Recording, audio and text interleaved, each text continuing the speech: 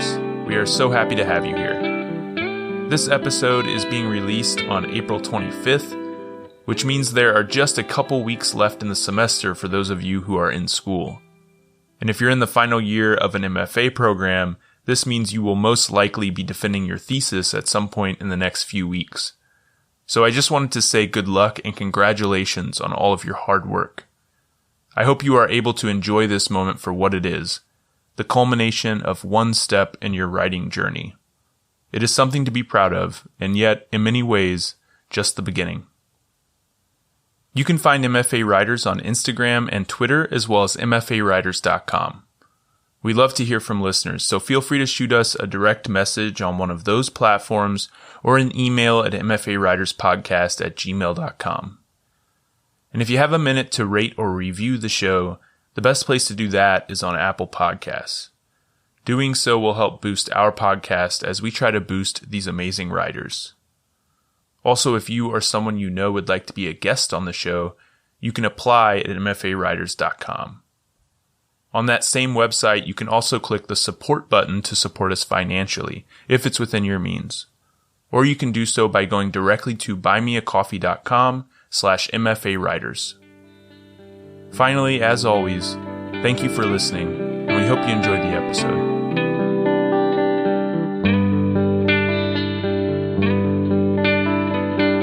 Welcome to MFA Writers, the podcast where we talk to creative writing MFA students about their program, their process, and a piece they're working on. I'm your host, Jared McCormick. Today we've got a special debut authors episode with Gina Chung. Gina is a Korean-American writer from New Jersey, currently living in New York City. Her debut novel, Sea Change, was a 2023 Barnes & Noble Discover pick and a New York Times Most Anticipated Book.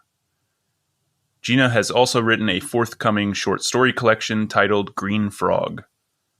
A recipient of the Pushcart Prize, she is a 2021-2022 Center for Fiction Susan Campbell Emerging Writer Fellow and holds an MFA in fiction from the New School. Her work appears or is forthcoming in Kenyon Review, Literary Hub, Catapult, Electric Literature, Gulf Coast, Indiana Review, and Idaho Review, among others. Today, she's going to read us an excerpt from her novel, Sea Change. Awesome. Thanks so much for having me, Jared. So I'm just going to read to you all from the opening of my novel, Sea Change. This morning, Dolores is blue again. She's signaling her readiness to mate, her eagerness to mount the rocks and corals of her tank and push herself against a male octopus who will insert his hectocotylus into her mantle cavity and deposit sperm packets inside her until she is ready to lay the eggs. Unfortunately for Dolores, there is no bachelor octopus around ready to father her orphan eggs, and so when she turns that milky, almost pearlescent blue that I know means she is in the mood for love, there's no one but me to see. Dolores can turn herself as flat as a pancake or puff up like a mushroom, and when she propels herself through all 1,000 gallons of her tank, air bubbles dance around her like they're laughing with her.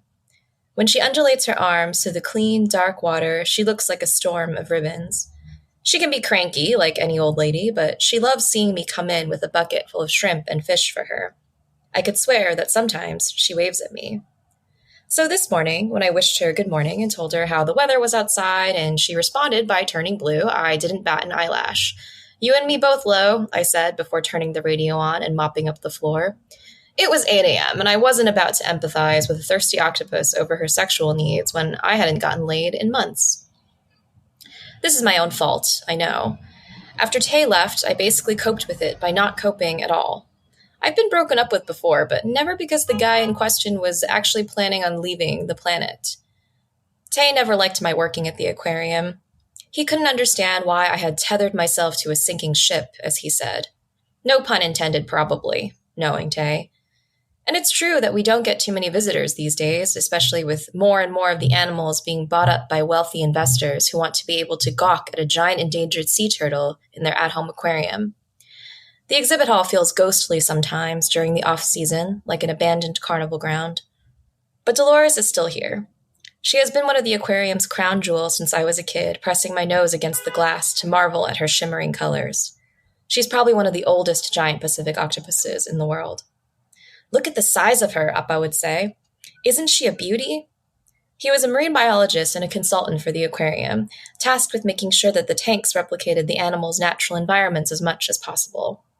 Alma always said, not really joking, that she wouldn't be surprised if he left her for Dolores someday.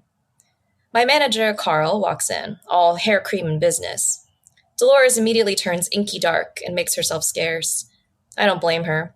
Carl is the kind of guy who thinks everyone is happy to see him and always talks like he's wearing a headset. He's both fairly harmless and extremely irritating. "Morning, ladies," he says, radiating caffeinated goodwill. "Morning, Carl," I say, not looking up from my mopping.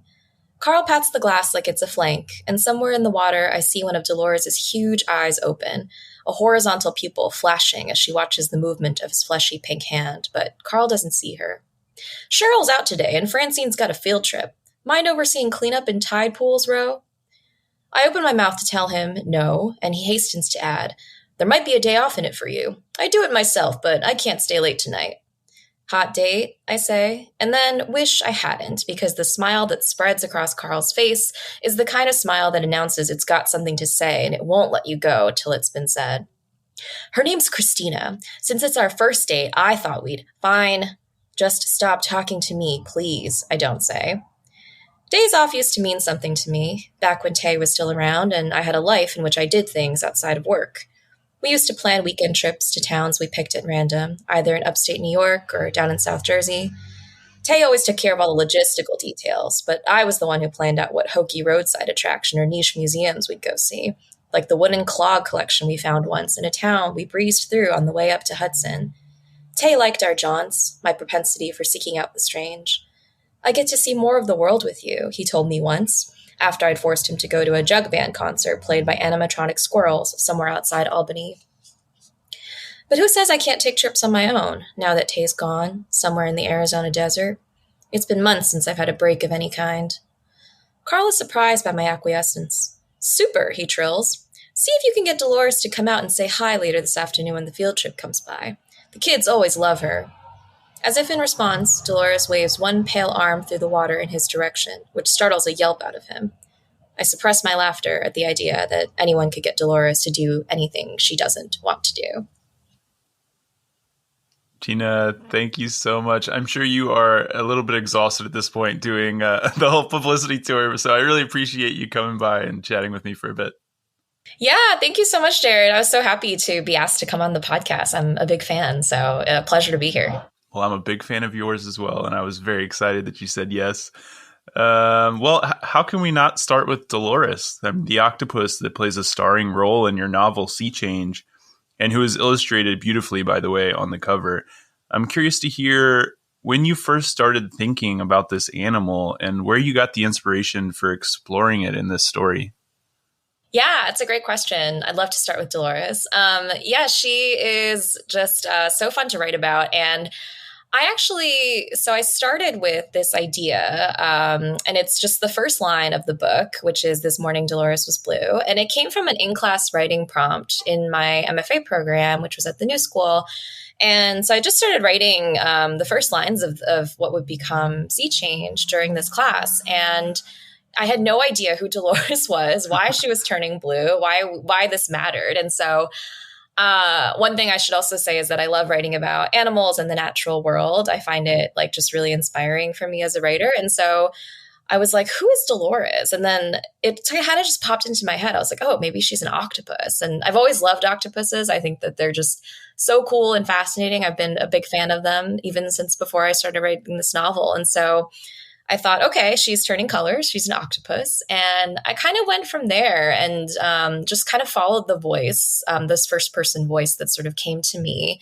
And then from there, the world of the aquarium and the character of Ro herself sort of came to me in the writing of that. But yeah, it really did start with Dolores and just thinking about this sort of larger than life kind of fantastical octopus and what I could do in terms of playing around with that idea. Do you remember what the prompt was? It involved writing about something turning blue, but it could be anything. It was a really open-ended prompt. Yeah, it was during a class I took at the New School with Wyatt Moore, who's a fantastic a speculative fiction writer, and she's also written nonfiction, but I think she's primarily known for her speculative fiction. And so we were exploring a lot of different modes of writing in the speculative register in that class. And so I think that's kind of also where the near future aspect of the story came from as well. It was inspired in part by that idea. Yeah.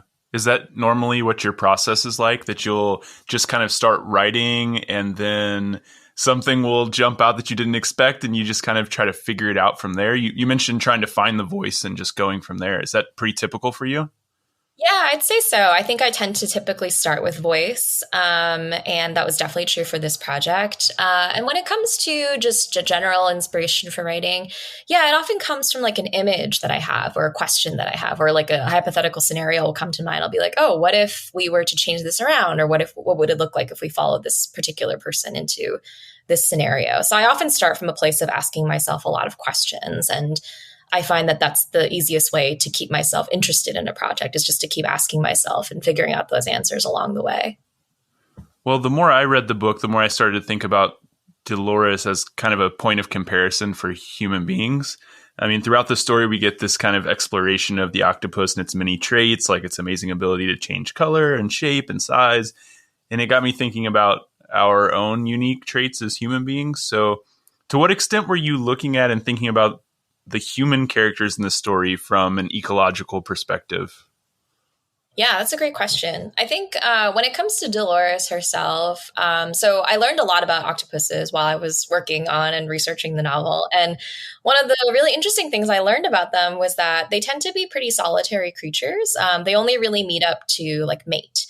And I don't know if you'll recall this from the book, but mating is sort of a very fraught process for octopuses. Like female octopuses, basically, once they mate and their eggs are fertilized, which is sort of like what the book sort of opens with, like, what if, Dolores's eggs were to be fertilized? Like, they usually die as a result. They brood over the eggs. It's this weeks or months long process. And I also read somewhere that male octopuses also don't fare very well. They tend to just develop, I guess, a form of octopus dementia and just kind of die. And so it's this very like dramatic thing that happens with this otherwise very powerful and kind of intelligent species. So I found that really fascinating, especially the angle of like, mother octopuses kind of brooding over their eggs.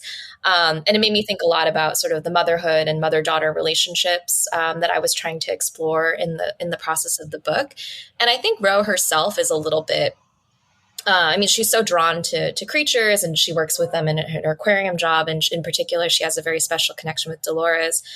She's a little bit like Dolores herself in that she's quite secretive, likes to keep to herself. But of course, she's a human being. She has needs that a human being does have. And so I wanted throughout the course of the novel to sort of explore what would happen for this character who is similarly kind of solitary and secretive to kind of come out of her shell and have to learn how to, find her place among other human beings, no matter how difficult that might be. And I think humans are also, it's so easy for us to think of ourselves as being apart from or sort of like above the natural world or animals, but, we are animals ourselves. And so I think that's one of the reasons why I'm so drawn to writing about the natural world, because it just reminds me that we have our own place in there too.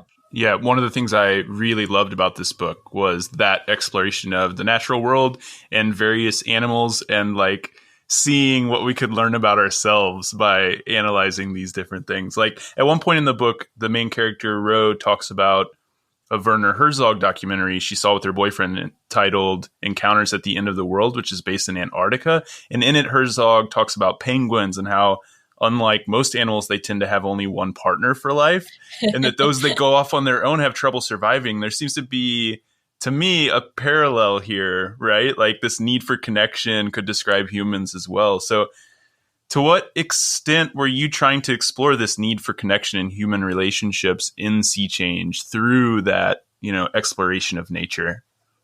Yeah, I would say that that's a really big theme in the book. And it was something I wanted to explore, certainly when I set out to write the novel. I was very interested in this idea of like a kind of lonely, isolated character and, thinking about how she got to be that way.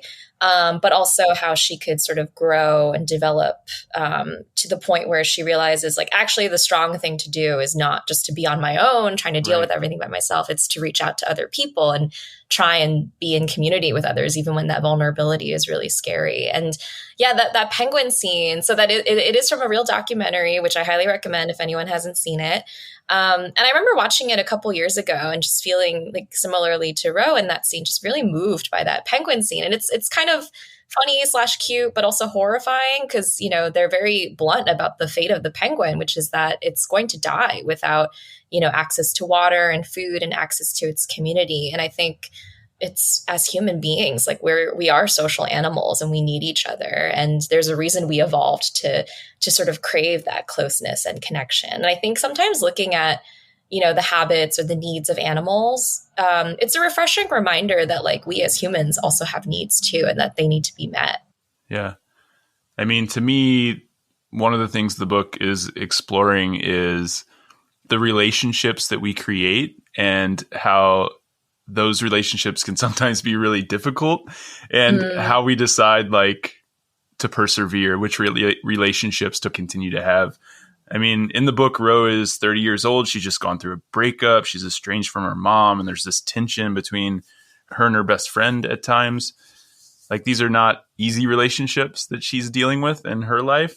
So I don't know. Is it fair to say that the book is asking readers to consider why we struggle and persevere to maintain certain relationships, even when it's difficult? Yeah, that's a really interesting question. I think I wanted to certainly explore, like, what it looks like to feel like you run aground a little bit when it feels like your closest relationships, or what should be your closest relationships, are no longer quite there in the same way. And I wrote the bulk of the first, like, rough draft of this novel in fall, winter of 2020, which was, like, you know, excruciatingly difficult time for everyone in the world. But it was also a time when, you know, loneliness was such a big factor in so many people's lives. We were all isolated. And I also think a lot of people's relationships, many close relationships, mine included, were also kind of undergoing transformations during that time. Like, there are some friendships that, you know, I like, just to be, like, kind of frank, like, there are friendships from that time that just, like, of mine that haven't really recovered from the fact that we all went into isolation and were / still are deeply traumatized and moving through these moments of huge grief. And so those were definitely things that were on my mind at the time of writing. And while I don't know how intentional it was at the time, they made their way into the book in terms of thinking about what it looks like to sort of show up for yourself in these relationships, whether it means committing to them or just, you know, alternatively saying, well, I guess this relationship has served its time and maybe it's time for me to move on for my own sake. So yeah, and I didn't want there to be any easy answers to that too in the book, because, I mean, connection is so important and yet tenuous for so many of us. And for Ro in particular, I think connection is hard for her because of all the losses and the traumas that she's endured from an early age. And when her boyfriend breaks up with her to go on this, you know, privately funded mission to colonize Mars, it kind of confirms for her this story that she's been telling herself from day one, which is that, oh, people leave me. I have to, you know, I'm always going to be abandoned. And I think when you are a person like that, or when you grow up telling yourself things like that, it's very easy to then start leaving yourself in all these smaller ways. And I was really interested in what that would look like from a storytelling perspective. So once you figured out, so you talked about how when you first started writing the story, you weren't really sure what it was about. You were kind of figuring it out as you went. Once you kind of figured out that was the core of the story, how do you proceed from there from a process standpoint? Are you going back and, like, rethinking everything you've written based on this idea that you've kind of found in the process? Or do you still try to foster, like, a sense of kind of exploration in the writing and still trying to figure it out as you go? Yeah, I think it does tend to be more the latter for me. In terms of, like, strict, like, process logistics, I basically, once I figured out, like, okay, here's the main character, here's the general broad strokes of the story, I did create, like, an outline, like, chapter by chapter of, like, you know, here's what will happen here, here's where we'll go here. And that was important, especially for organizing the time structure of the book, since it's an alternating past-present structure.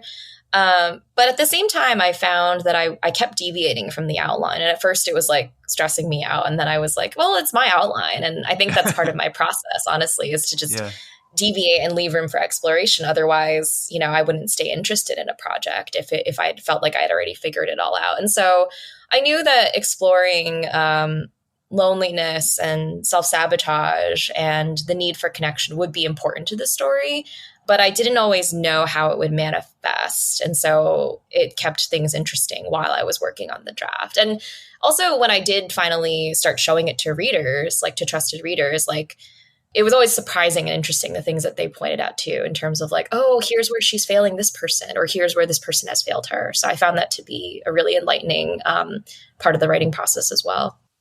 Yeah, I talked to a lot of writers who just like really swear by outlining and like really sticking to the outline.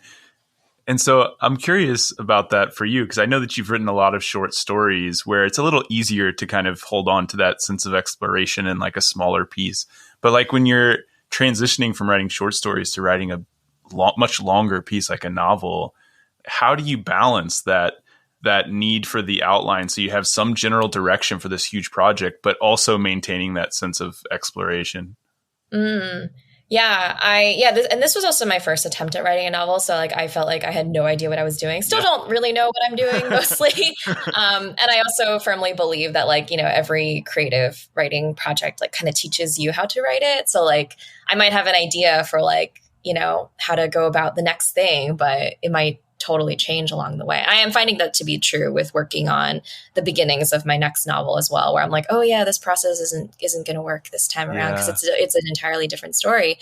In terms of balancing it, I guess what helped was to look at each chapter as sort of like not a discrete story because, they're all connected, but they were elucidating different incidents in the character's life. And so it helps to approach it that way, especially because when I first started, I was really daunted by the length of it, where I would like write a chapter, like I would draft a chapter and then be like, wow, I can't believe I just did that. And then be like, oh, wait, I have to do that again and again and again, like at least 10 or 15 more, for however long.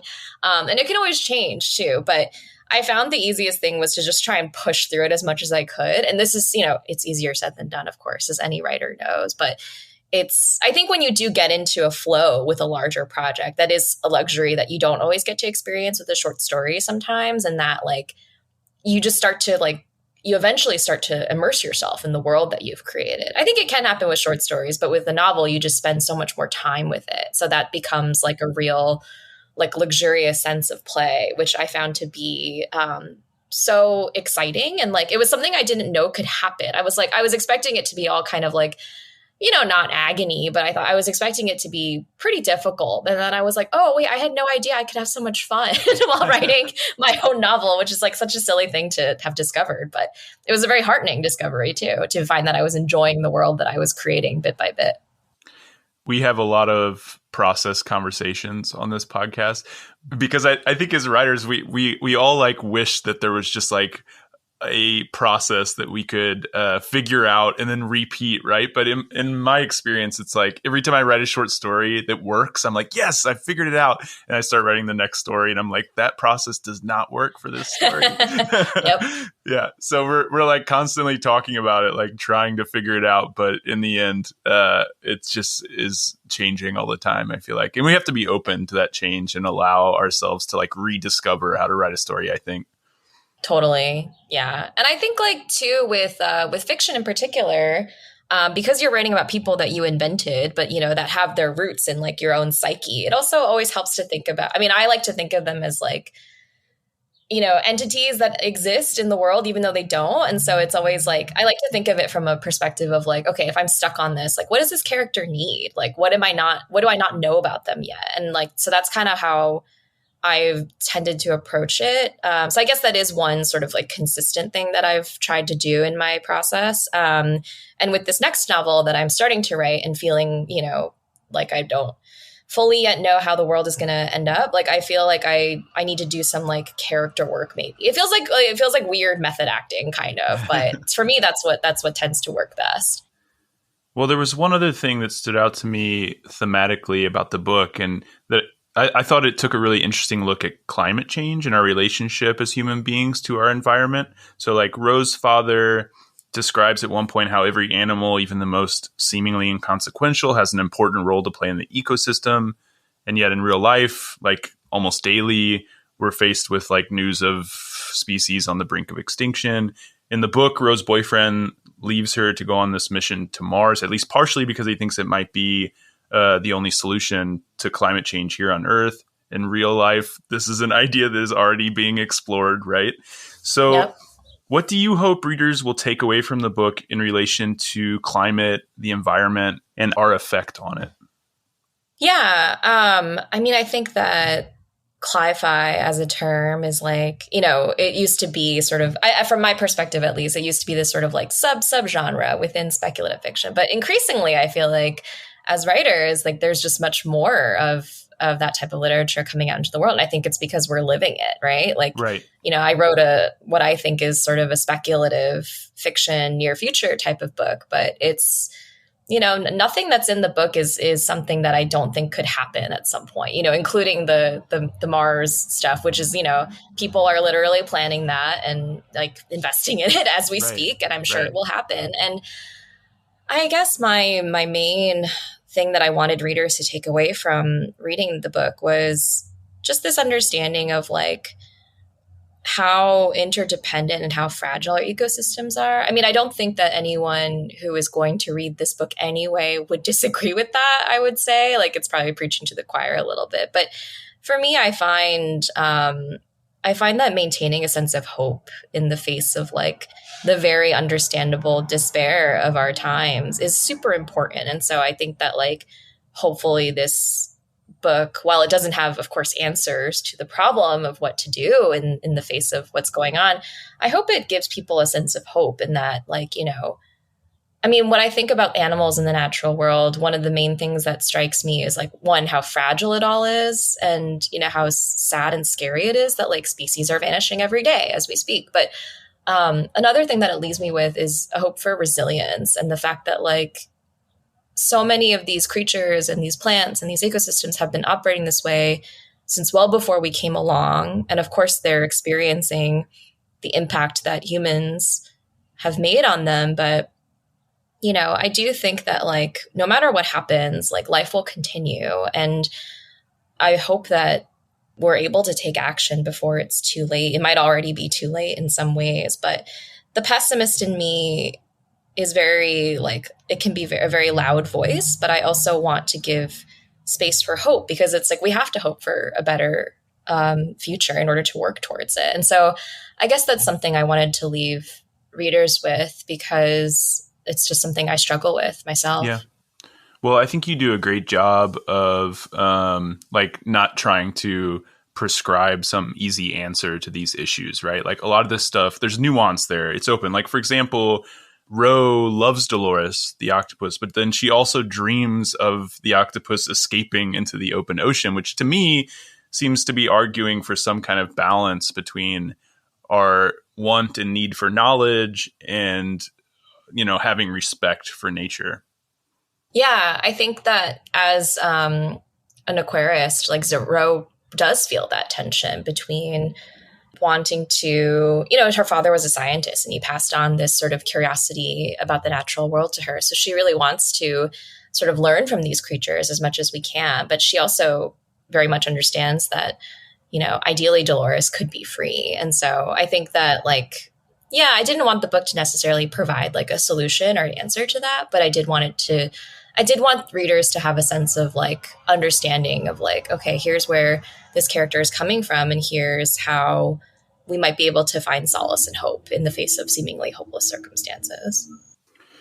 Well, like I said, it's a really beautiful book, one that I really enjoyed reading. And I've actually been reading a lot of your writing over the years, especially your short stories that you published, and I really love them too.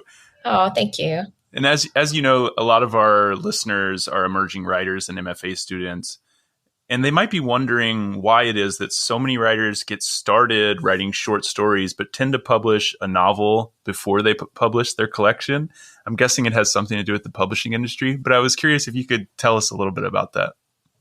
Yeah, definitely. I think, in terms of why most of us start with short stories, which was definitely the case for me, I think it's because, honestly, the modern MFA format sort of lends itself more, I think, to workshopping short stories. Like, I've actually never workshopped parts of this novel with like a larger group. The only time I did was when I thought it was just going to be a short story. And everyone in that group was like, I think it should be a novel because you have lots of unanswered questions here. And I was like, cool, thanks for the note.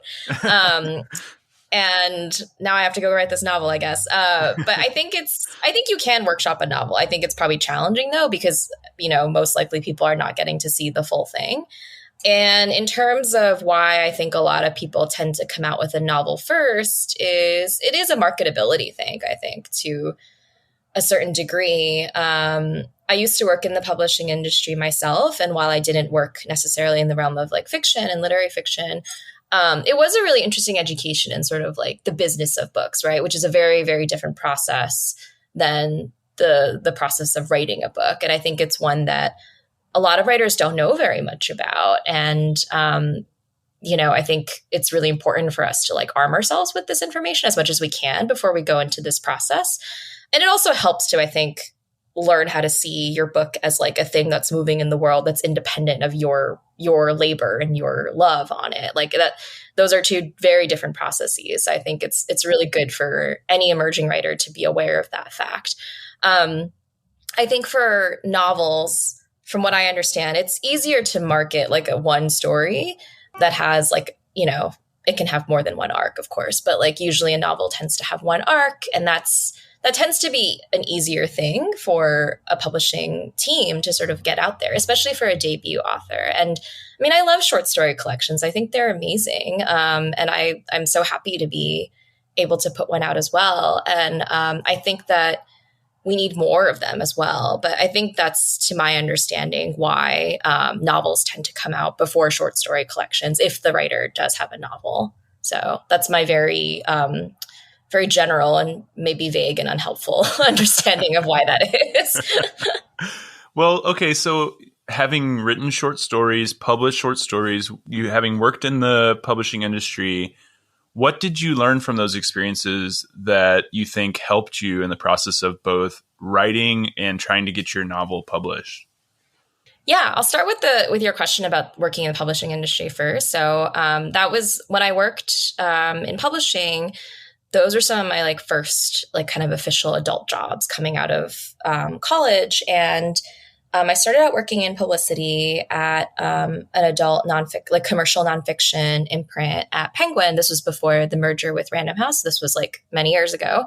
And working in publicity and marketing actually taught me so much about the process of how a book even makes its way out into the world. Like once the editorial on it is done, once the production on it is done, like there's a whole long behind the scenes process that your publicist and your marketer will go through to, working with the author, working with the editor, of course, to sort of place it in the right, what they feel are the right sort of markets for that book. And so that process taught me a lot about, the importance of the writer's own contacts, like no matter what contacts you might have, or even if you feel like you're not super connected, like you probably have more connections than you think you do.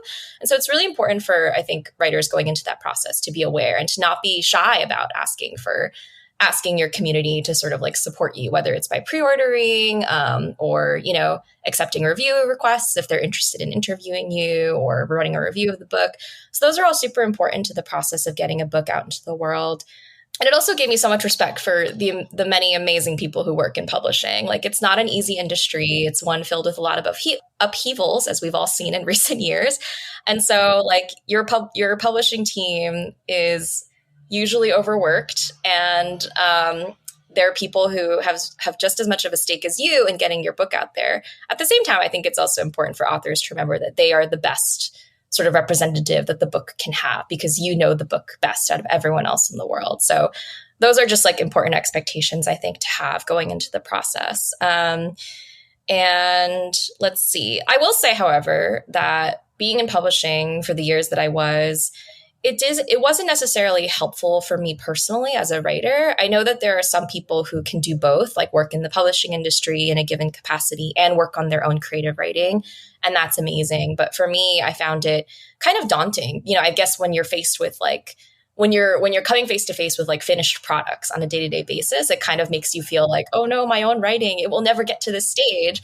So I actually felt like I needed to step away from the industry in order to like actually focus on my writing.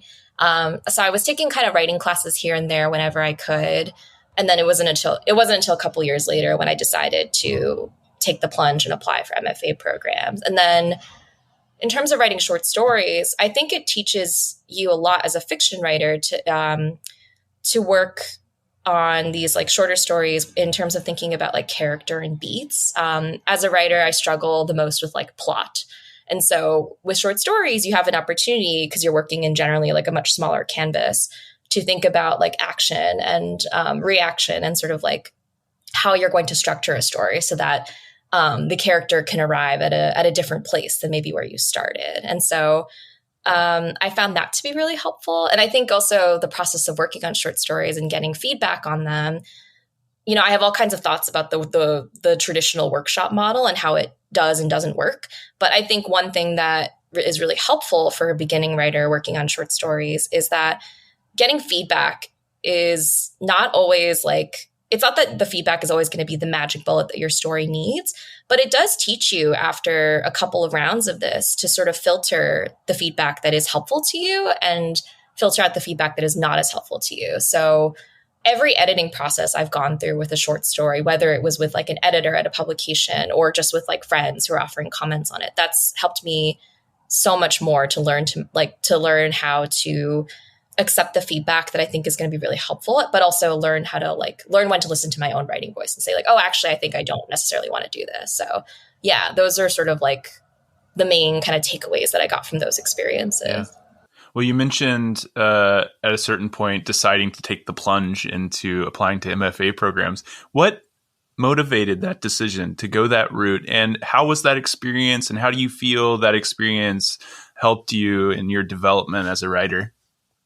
Well, I was really, the thing that motivated me to go through with it was I was like kind of having one of several quarter life crises and just felt, you know, that moment in your 20s when you're just like, oh my God, what am I doing? You know, my life is not where I want it to be right now. And so it was mostly personal things. But then one thing I knew for sure was that, you know, I love writing and I want to find a way to keep on doing this. And for me, I was like, I think I've gotten as good as I can get, you know, doing what I've been doing on my own, which is, again, sort of taking classes haphazardly on my own whenever I could, occasionally exchanging writing with people. And I knew that going into an MFA, I hoped that going into an MFA program would give me structure and the time to work on my writing and also access to a writing community. And so going into an MFA program, like, that was the first time I was able to access those things. And it was really transformational for me.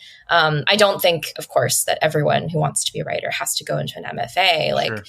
It's not right for everyone, nor is it necessary for everyone. But for me, it was what I felt I really needed. So do you have any advice for listeners who are considering that route, going to the MFA? Any advice for getting the most out of that experience? Definitely. I think that I mean, it sounds basic to say, but definitely doing your research on all of the programs you're applying to is the best, most fundamental thing that you can do.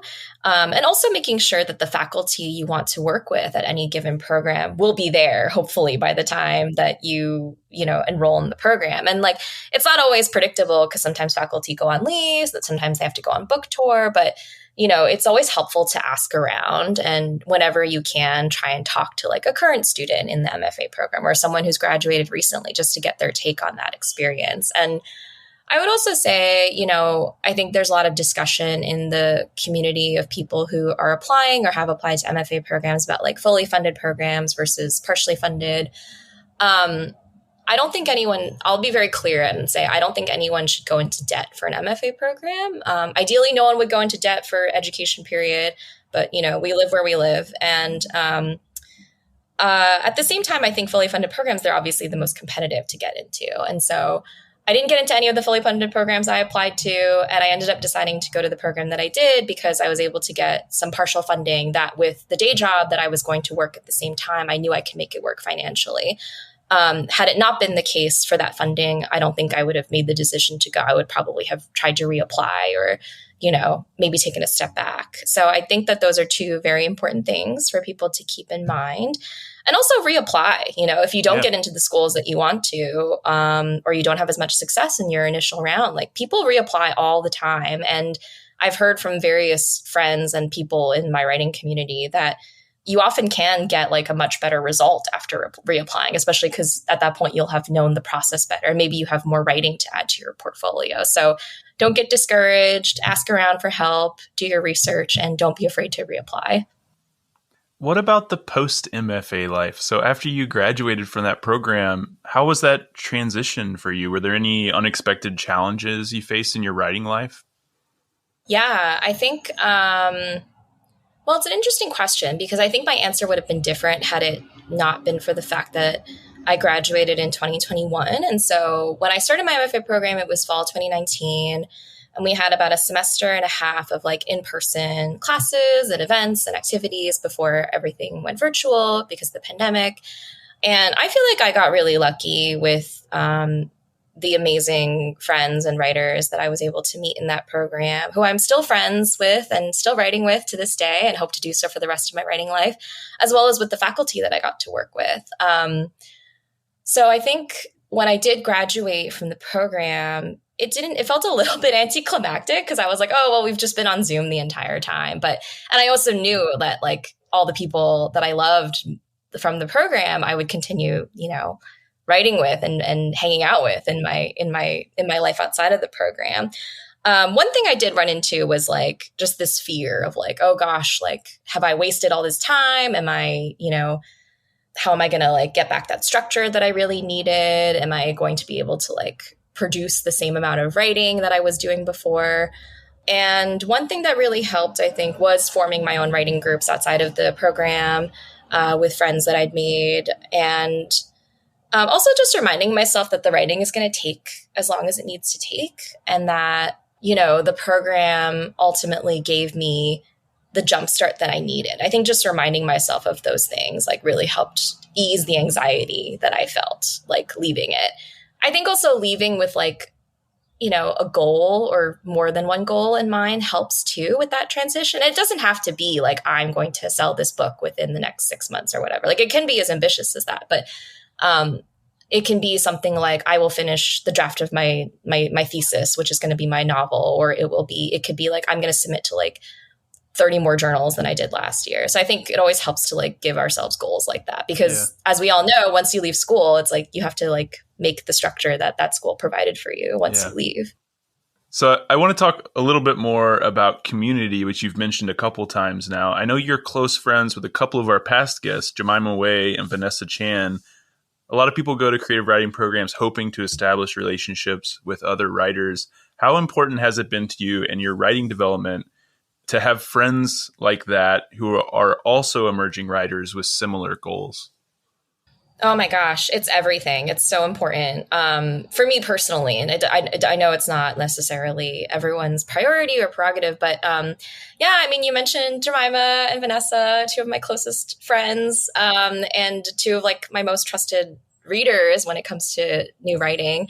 I have so many amazing friends, truly, that I've made both in my MFA program and actually just in the writing community in New York City. Like, a lot of people rag on New York City. It's very expensive to be here and can be quite disruptive. But one of the main like sort of boons of being in New York City is that like, there are writers everywhere, and there's like all kinds of ways of forming writing community, even outside of the structure of an MFA program. And so that's just been so wonderful.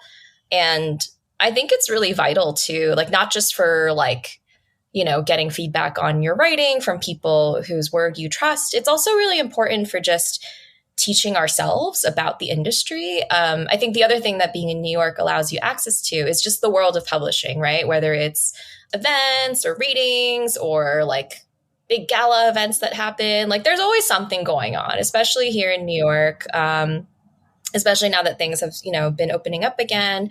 So I think it's always helpful to like be able to navigate that landscape, which can be really fun and really exciting, but also can be a little overwhelming with like a core group of friends.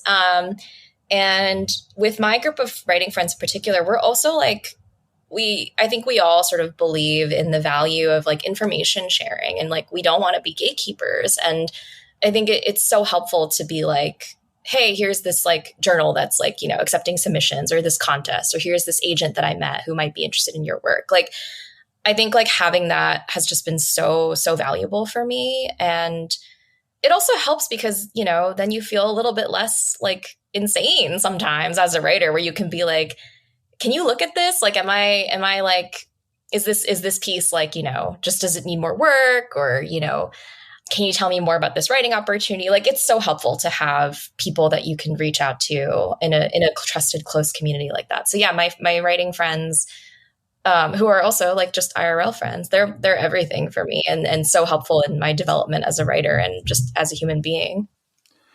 Well, before we go, I have one more question I want to ask. This season on the podcast, we've been asking our guests, who are mostly current MFA students, to tell us one way in which the MFA experience has been different, for better or for worse, from their expectations when applying. So I want to ask you a slightly different version of this, which is, what is one way in which the publishing experience has been different, for better or for worse, from your expectations when you first started submitting? That's a great question. I think one of the things that I wasn't quite expecting going into the publication process, which is funny because, like, as I mentioned, I worked in book publishing. So you think I know this, but there's a lot of homework to being a writer. And I'm not even just talking about the editing process, which can take anywhere from like a few months to, in some people's cases, like over the course of years, potentially.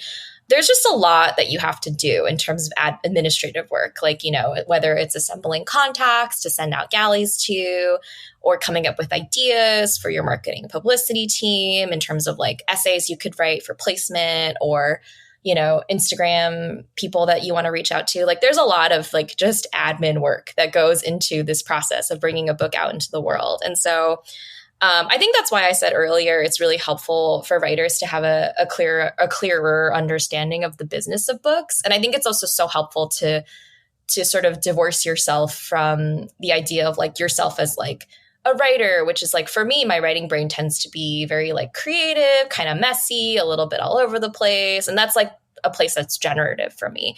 It's not helpful to be coming from that place when you're trying to like schedule things for yourself, or like ask emails and, or send emails asking questions and like adhere to deadlines. And so there's just been a lot of like more legwork than I anticipated going into that process. But also I think it's so important also to know that you can ask for help, whether it's from your agent, whether it's from writing friends, if you want them to take a look at an email you're sending, and also to ask for leeway around deadlines if you need it, because like the publication process is a long one. And there are a lot of interim deadlines in between. But if like you're in a situation where, everything's kind of coming at you at once and you don't think you can get to something on time, like you can ask for that flexibility. You can ask for that deadline, like to be moved. Like more than likely your team is going to want to meet you more than halfway on this. And so that's been a big like learning curve for me during this process. So yeah, there's a lot of homework to being a writer. Who knew? But it's fun. It's all fun, in the name of like getting your book out into the world. Right. So that's something that I love to remind myself of too, is just like, oh my gosh, how lucky am I that I'm like, I get to be doing all this stuff towards the process of my book making its way to people into the world. Well, thank you again for taking the time to stop in and talk about your debut novel, Sea Change, which I hope all of our listeners will go out and buy from their local independent bookstore if possible. Thank you so much, Jared. This was so fun. Really had a great time being here talking with you.